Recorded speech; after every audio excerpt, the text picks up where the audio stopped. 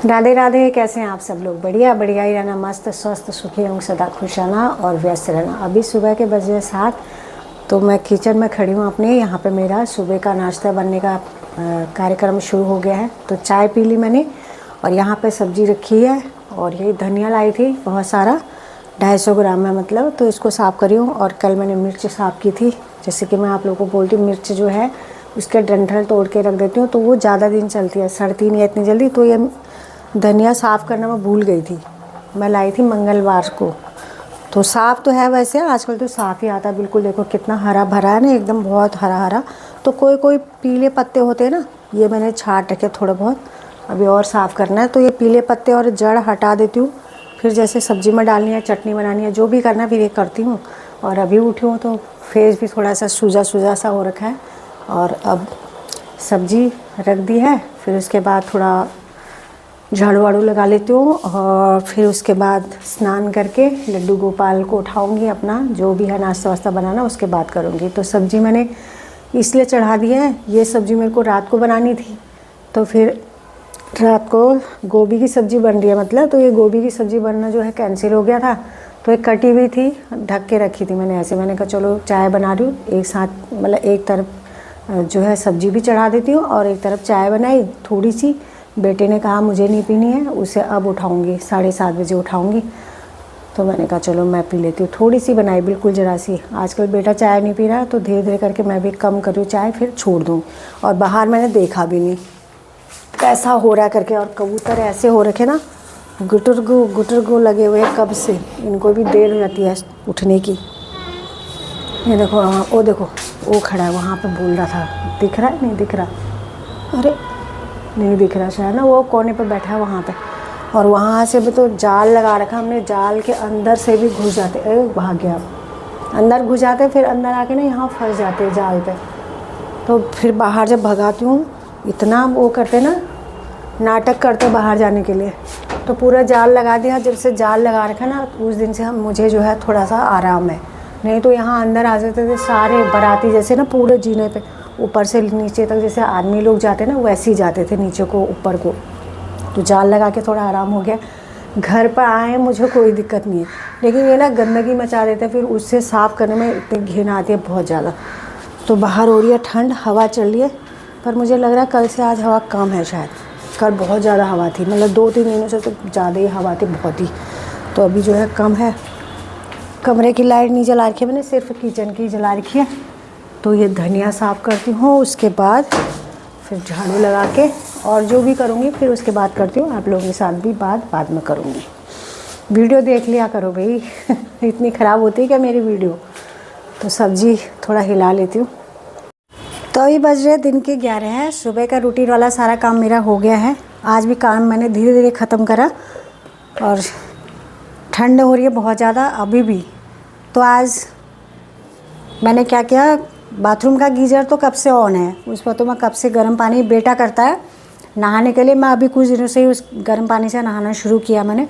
आज मैंने किचन में जो गीज़र लगा हुआ है बर्तन धोने के लिए, तो मेरे को आज पानी ना ठंडा लग रहा था। उतना ठंडा तो अभी नहीं हुआ है कि गर्म पानी से बर्तन धोए जाएं, लेकिन फिर भी मैंने कहा चलो आज इसे ऑन करती हूँ। और जैसे ही उसको ऑन करा, पानी गर्म हुआ भी नहीं था। अब पता नहीं क्या हुआ, जो लगाते ना प्लग, जिस पे प्लग जहाँ लगा हुआ था उसके अंदर से धुआं निकल गया। मेरे को तो डर ही लग गया। और गीज़र ने भी सौ करके आवाज़ आई उसमें। अब पता नहीं भैया, गीज़र फूक गया। गीज़र तो फूकने वाला नहीं है, अच्छा कंपनी का है।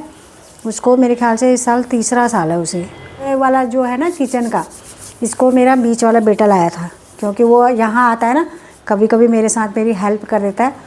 तो उसको लगता है कि मम्मी जो है ठंडे पानी से बर्तन धोती है, तो वो यहाँ पे गीज़र लगा के गया। आज पता नहीं क्या हुआ। अब मेरे को इलेक्ट्रिशियन को बुलाना पड़ेगा। देखती हूँ वो वाला जो प्लग जिस पर लगता है उसको चेंज करा के, अगर गीज़र सही होगा तो ठंडे पानी से ना धो के गर्म पानी से धोऊंगी बर्तन, नहीं तो ठंडे पानी से ही धोने पड़ेंगे। और हाथों में लगा रही हूँ नारियल का तेल। और देखो कैसे खुस खुस खुस खुस की आवाज़ आ रही है ना। पता नहीं मेरा क्या हो गया ना, इधर इस साइड में, इस साइड और इस साइड में थोड़ा सा ऐसे ना, मतलब वो ड्राई सी होगी स्किन मेरी, इस तरफ भी इस तरफ भी। पता नहीं क्यों हो गई है, मेरी स्किन ड्राई है बहुत ज़्यादा। तो सर्दियों में आजकल बहुत ज़्यादा ड्राई हो जाती है। तो मैं लगा रही हूँ नारियल का तेल। आप सोचोगे जान क्या क्रीम चपोट रही है, मैं क्रीम नहीं लगाती हूँ बिल्कुल भी नहीं।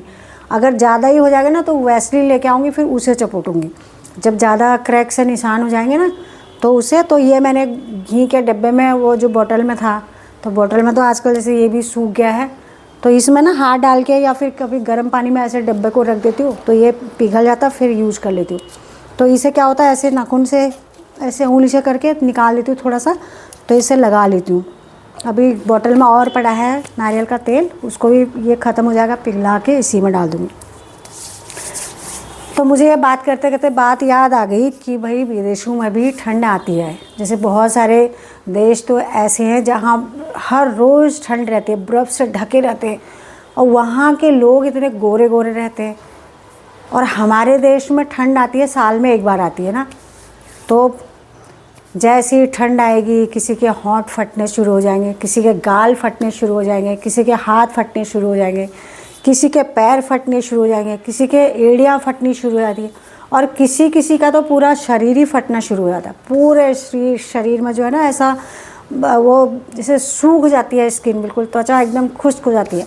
तो मेरे भी होता है, पर मैं जैसे ये हाथ ना बार बार साबुन का यूज करती हूँ, जैसे कपड़े धोने, चाहे कपड़े धोने के लिए मैं इसलिए साबुन का यूज करती हूँ। कम कम कपड़े जो होते हैं मैं हाथ से ही धो लेती हूँ भाई। मशीन का मुझे बहुत लफड़ा लगता है। जो ऑटोमेटिक मशीन होती है उसमें तो आप कपड़े डालो और जब धुलेंगे सूख सा के सब बाहर निकालने, आपने थोड़ा देर उनको हवा में लगा देना है, मतलब हवा लगाने के लिए बाहर डाल देना।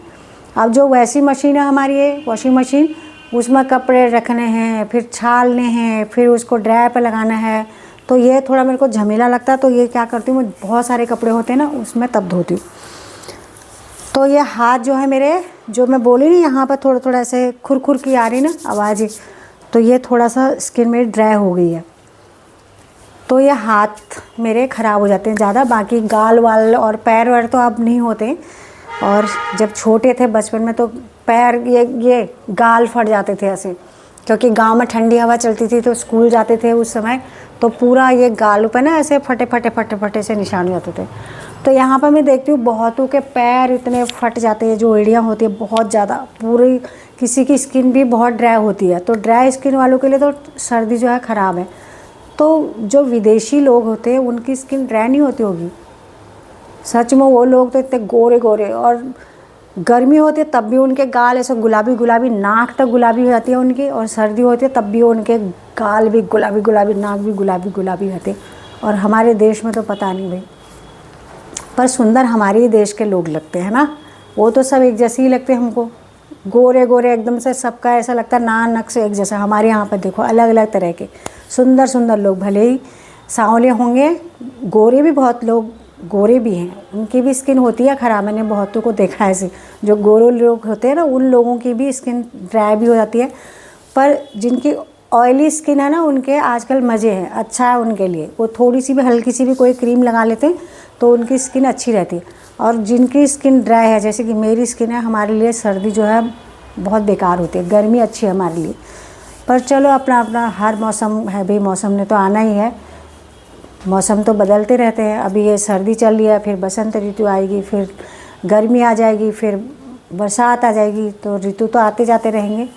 तो ऋतु को तो हमने झेलना ही है, और ऋतु अलग अलग तरह के आएंगी तो आनंद भी आएगा। अब एक ही जैसा मौसम होगा, जहाँ पे एक जैसा मौसम रहता है, या तो सर्दी सर्दी है, जैसे लेह लद्दाख में ठंड है, वहाँ पे बर्फ़ रहती है, अब वो लोग तो मोटे मोटे इतने मोटे कपड़े पहनते हैं, और मुझे तो ऐसा लगता है वो कपड़े कभी धोते ही नहीं है। शायद धोएंगे कैसे भाई, क्या करेंगे धो के, जब सूखना ही नहीं है कपड़ों ने, ठंड में ही रहना है, तो उनको तो गर्म कपड़ों की आवश्यकता ही है।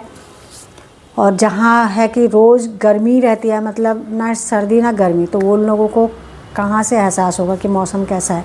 तो मौसम चेंज होना चाहिए, हमारे लिए फ़ायदेमंद है ना, ऐसा। तो मौसम का आनंद तो लेना ही है। और हमारे देश में तो फिर मौसम जैसे चेंज होता है वैसे खान पान भी चेंज होता है। हमारे देश में भी बहुत सारी जगह ऐसी है जहाँ पे सर्दी नहीं आती है, गर्मी ही रहती है, वहाँ पे मतलब मौसम एक जैसा ही रहता है। जैसे कि बेंगलोर, मैं गई हुई हूँ वहाँ पे, इसलिए मैं बता रही हूँ। मैं अभी तक जब भी वहाँ गई हूँ, मेरे को मैं अधिकतर वहाँ पर गर्मी के टाइम पर गई हूँ, तो यहाँ पर बिल्कुल गर्मी से झुलस जाते थे। और वहाँ गई, वहाँ पर इतना अच्छा मौसम भाई, सुहावना। और बाकी मौसम में अभी भी नहीं गई हूँ, वहाँ पर सर्दियों में भी नहीं गई हूँ और बरसात में भी नहीं गई हूँ। बस गर्मी के मौसम में वहाँ पर जा रही थी। तो वहाँ पर लोग अपने मन मर्जी के कपड़े पहनते, कोई तो स्वेटर पहन रहा है, कोई हल्के पुल्के कपड़े पहन के भी घूम रहा है, कोई टोपा भी पहन लेता है, कोई सॉक्स भी डाल लेता है, गर्म सॉक्स। तो सबका शरीर के अनुसार वहाँ पर कपड़े पहन लेते हैं, पर वहाँ पर आप सिंगल कपड़े पहन के भी रह सकते हो। तो ऐसा है मौसम का प्रभाव। तो मैंने सोचा चलो आज ये सर्दियों में स्किन केयर के बारे में बताते, लोग बहुत सारी चीज़ें बताते। भाई मेरे पास तो कुछ है ही नहीं, मैं तो खुद ही बोल रही हूँ कि आजकल जो है मैं ये नारियल का तेल यही यूज़ करती हूँ। और ज़्यादा ही स्किन थोड़ा सा ड्राई होने लग जाएगी तो वैसलीन ले आऊँगी और वैसलीन लगा लूँगी, तो उससे थोड़ा सा फ़ायदा होता है। तो लोग बताते हैं कि ग्लिसरीन और क्या बोलते हैं, बताओ ऐसा मैं स्किन केयर वाली बता रही हूँ आपको। ग्लिसरीन और गुलाब जल को मिक्स करके उसे आप लगाएंगे, जिसकी बहुत ज़्यादा ड्राई स्किन होती है तो उनको भी उसका भी फ़ायदा होता है। तो मैंने तो कभी यूज़ नहीं करा, लेकिन अगर आप लोग ट्राई करना चाहेंगे तो कर लेना, अगर जिसकी बहुत ज़्यादा ड्राई है स्किन। भाई इससे ज़्यादा तो और भी बहुत सारी क्रीम आती है, बहुत सारे मॉइस्चराइज़र आते हैं जो कि स्किन को सही करते हैं। पर मैं तो यही कहूँगी भाई, पहले मैं सरसों का तेल यूज़ करती थी। सही में बहुत से लोग बोलेंगे कैसी पागल है, सच में मैं करती थी पहले सरसों का तेल ही। जब मेरे बच्चे छोटे थे उनको भी सरसों का ही तेल चपोड़ती थी। मेरे बच्चे इस वीडियो को देखेंगे वो बोलेंगे कैसी है मम्मी। तो कोई बात नहीं, ये जो क्रीम श्रीम इसमें दुनिया भर का केमिकल होता है, उससे अच्छा है वो। पर अब तो तेल भी अच्छा नहीं रहा, प्योर सरसों का तेल भी प्योर नहीं है और ना ये नारियल का तेल प्योर है। पर ये वाला तेल जो है ना ये प्योर है। ये मेरा बड़ा बेटे ने मंगाया था रवि ने, ये वुड प्रेस्ड वाला, मतलब घर पे निकाला हुआ तेल है। और वो मैंने बोतल पिघला दी है। मैं उसको गैस पर करी थी ना, अरे मैं भूल गई थी, मैं आज उसको धूप में रखती हूँ, उसमें थोड़ा सा तेल बचा हुआ है। तो उससे मंगाया था खाना बनाने के लिए, कुछ बनाया था उसने, तो उसको बहुत टाइम हो गया। मैं सोचूँ कि भाई अब मैं उसको अपने फेस पर अपने बालों में लगा के उसका यूज़ कर लेती हूँ। और इस पर ना प्योर खुशबू आ रही है नारियल की, एकदम जैसे आती है। तो जब एक खाने के लिए यूज हो रहा है मान लिया, तो इसमें केमिकल उतना नहीं है, पर मुझे लग रहा है इसमें बिल्कुल ही नहीं है। ये अच्छा है तेल। तो इसको मैं अब थोड़ा सा ही रह गया, मैंने कब से इसको यूज़ कर रही हूँ, मैं कब से होंठ पे भी इसी को लगा लेती हूँ। लिप बाम मुझे पसंद ही नहीं है, बस जब भी लगाना है फट से निकाला। और अभी तो एक घी का है, इसमें मैंने इसलिए डाला कि वो जम जा रहा है ना उसमें, बस ऐसे लगाया अपने हाथों पर, पैरों पर, फेस पर, बढ़िया। तो मेरे पास तो यही है स्किन केयर के लिए बताने का। और स्किन मेरी इतनी सुंदर है भी नहीं जो कि मैं आपको बताऊं भाई ये लगाओ वो लगाओ। ना मैं लगाती हूँ, ना मुझे टाइम है भी, तो फिर भी इस पर टाइम वेस्ट नहीं करती अपना। और बस यही है आज की बात मेरी। तो कल आऊँगी फिर नई वीडियो के साथ। और दिन का खाना कुछ नहीं बनाती हूँ, जैसे कि मैंने कहा बेटा है नहीं घर पे, तो मैंने 2 रोटी अपने लिए रखी हुई हैं। और भूख तो शायद मेरे को कम ही लगेगी। अब मैंने दिन में जो मतलब सुबह का नाश्ता था ना वो अभी भी करा है, थोड़ी देर पहले ही, पहले काम सारा फिनिश कर दिया था, उसके बाद नाश्ता करा। तो नहीं खाऊंगी भाई, क्या करूँ, क्योंकि इतना पचाया भी नहीं जाता। तो मैंने एक अमरूद निकाला अपने लिए, एक निकाला है संतरा, तो वो थोड़ा सा गैप करके उन दोनों को खा लूँगी, बस हो गया मेरा दिन का खाना। तो कल आती हूँ नई वीडियो के साथ। अगर वीडियो पसंद आए तो लाइक कर देना, एक छोटा सा कमेंट कर देना। और चैनल पर नए आए होंगे तो चैनल को सब्सक्राइब कर दीजिएगा। और मैं इंस्टाग्राम पर भी हूँ, मुझे वहाँ भी फॉलो कर दीजिएगा। कल आती हूँ एक नई वीडियो के साथ, तब तक के लिए राधे राधे, जय श्री कृष्णा।